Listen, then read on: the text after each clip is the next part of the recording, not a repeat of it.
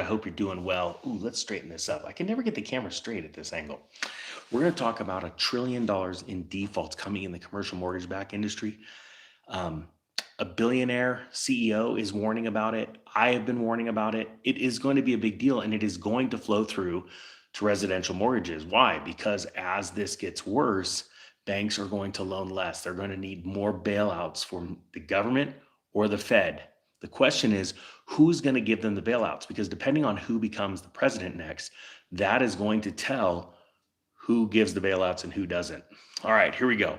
This is out of Yahoo Finance. Billionaire CEO sees 1 trillion in commercial real estate defaults coming for very, very ugly market over the next 2 years. It says rising interest rates, the remote work trend, and the dominance of e-commerce sellers have combined to hammer the commercial real estate market over the past few years. Sky-high office and retail space vacancies are plaguing owners in this new environment.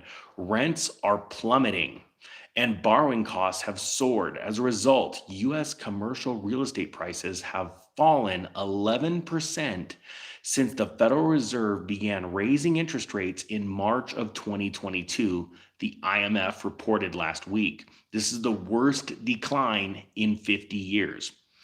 The outlook for the sector is now so bleak that Cantor Fitzgerald's billionaire chairman, CEO Howard Lutnick, is predicting between $700 billion and $1 trillion of defaults over the next 2 years unless interest rates fall quickly. As he sees, that is unlikely. And I completely agree. Let me ask you this. Do you believe, type 1, if you think that interest rates are going to be falling quickly in 2024? Type 2, if you don't. I'm just curious to see what everyone thinks. I want to get the pulse of your thoughts. And it's really important to ask these questions because as more and more people become aware of this, it's important to see the pulse of the people. That's all economics is the pulse of the people. Economics is a social thing. Most people don't think that. They don't understand that. They think it's super, super complicated and has all these numbers associated with it. Economics is simply human emotion. Do people all want to buy the same thing? Well, then the price is going to go up. Are people all running away? Then the price is going to go down. It literally comes down to that simple act. Now, going on, it says here, to his point, and we're talking about the CEO of Cantor Fitzgerald, to his point, there is an estimated 1.2 trillion in commercial real estate debt maturing by the end of 2025. So what does that mean? That means that as it matures, it needs to be refinanced at much higher rates. And that's what we've been seeing as a massive problem as commercial real estate has been maturing the 5 years where they have to refinance in the last year and a half as these rates just go skyrocketing. And here's the thing, rates don't even have to skyrocket from here. They just need to stay the same. Even if they dip down a little bit, that's still going to be too much for these companies to bear. They will not be able to refinance at these higher rates. Now it says, according to the Mortgage Bankers Association, and 25% of that debt is in the hands of struggling office and retail space operators. With interest rates rising more than 5 percentage points in the past 2 years, that's a recipe for defaults.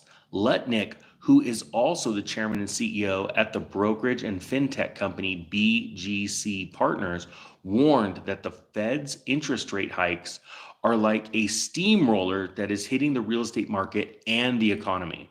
As Fortune previously reported, some real estate experts fear that rising commercial real estate defaults could trigger a doom loop that impacts regional banks with the most exposure to the sector and eventually the entire economy.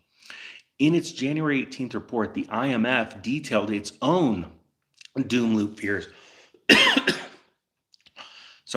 In January 18th, the IMF detailed its own doom loop fears, warning that financial supervisors must continue to be vigilant in order to ensure that the commercial real estate sector's issues don't become an economy-wide problem. I want to remind you that commercial real estate also encompasses large residential apartment complexes, large residential living places, Most people, when they think commercial, they're thinking Walmart buildings and supermarkets and office buildings. Okay. So think about REITs. Think about how important it is. So, a lot of people, they've been investing in REITs for a long time. And I've been saying, I'm not a fan of REITs. I don't like it. There's too much exposure to the derivatives market and to these mortgage rates. And now think about this. Most people think they put their money in REITs and the company takes all the money. Let's say they take in, $1 million, $10 million in money, that they go and buy $1 million or 10 million in real estate. No, they leverage the crap out of it. Why? Because they want to be able to show their investors these massive returns. And the fact is, you get a bigger percentage of return, cash on cash return, when you use someone else's money and you use your money as the down payment rather than paying cash for it. That is just how the math of real estate investing works. So these real estate investment trusts, which are just slips of paper that say you have exposure to this property, in reality, you don't own it, because who owns it? The bank. The bank that gave the mortgage on that commercial property. So I believe you're going to see REITs just collapsing in the next year. But hey, that's not financial advice. This is just what I'm seeing down the road. And that's why I'm looking at larger properties as well. Now, it's not just me. The IMF's coming out with a doom loop scenario, right? They're saying that rising delinquencies and defaults in the sector could restrict lending and trigger a vicious cycle of tightening funding conditions, falling commercial property prices, and losses for financial intermediaries, with adverse spillovers to the rest of the economy, IMF economists explained. Still, Lutnick said he believes the economy can cope with the issues in the commercial real estate market, however dire. Rising real estate defaults and higher interest rates will lead to a slower economy over the next few years, but they aren't enough to cause a recession. I think the economy will hang tough, Lutnick says. I'm impressed with how it's been hanging tough. Now, again, he owns a funding company. So what's his job? His job is to warn and then say, it's going to be okay. It's going to be probably good.